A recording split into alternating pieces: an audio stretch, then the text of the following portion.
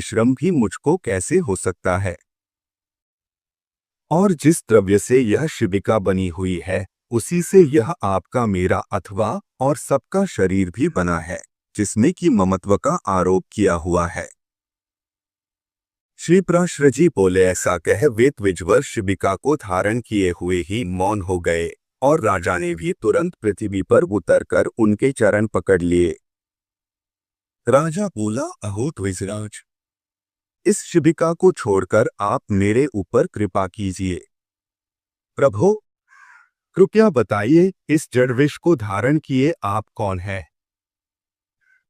हे विद्वान, आप कौन हैं?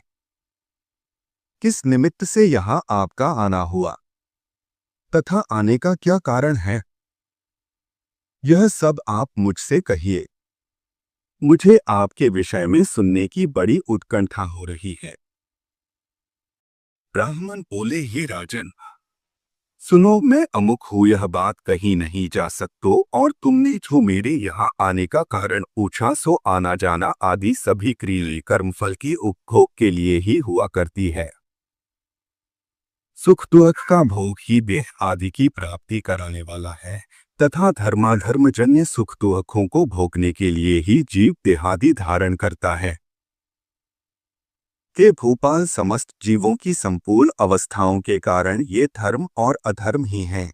फिर विशेष रूप से मेरे आगमन का कारण तुम क्यों पूछते हो? राजा बोला, अवश्य ही, समस्त कार्यों में धर्म और अधर्म ही कारण है, और कर्मफल के उपभोग के लिए ही एक देह से दूसरे देह में जाना होता है।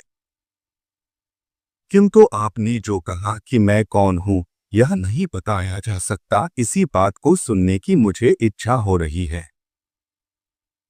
कि ब्राह्मण जो है, अर्थात जो आत्मा कर्ता भोक्ता रूप से प्रतीत होता हुआ सदा सत्ता रूप से वर्तमान है, वही मैं हूँ, ऐसा क्यों नहीं कहा जा सकता?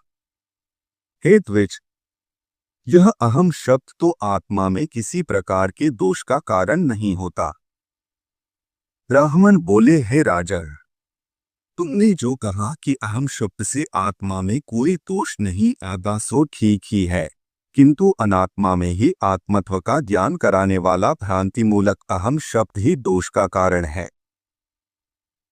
हे नृप, अहम शब्द का उच्चारण जिह्वा, दंत, ओष्ठ और तालु से ही होता है, किंतु ये सब उस शब्द के उच्चारण के कारण हैं, अहम मैं नहीं।